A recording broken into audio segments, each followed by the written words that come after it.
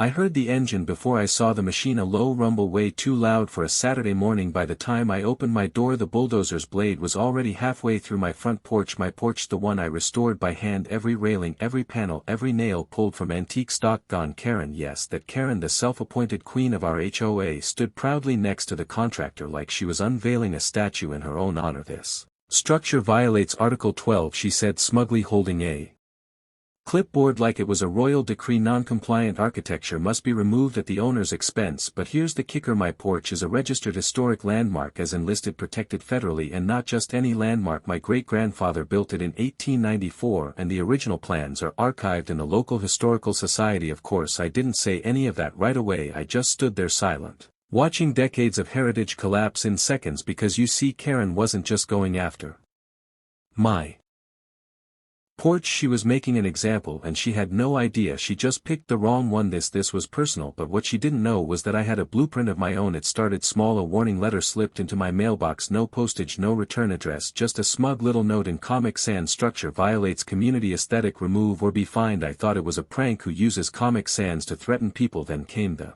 formal HOA citation, then the daily fines: $1,200, $400, $800, all signed by Karen L. Whitmore, HOA Vice Chair and self-declared architectural preservationist. Except the only thing Karen preserves is her control. See, Karen doesn't like anything she can't micromanage, especially not something that predates her gated kingdom. My house with its wraparound porch, original spindle columns and slate roof, it didn't fit the neighborhood vision. When I tried to reason with her, she acted like I'd insulted her cat. I'm sorry, she sniffed, but historical or not, it's still in our neighborhood now. We have standards. I should have known then logic wasn't going to work.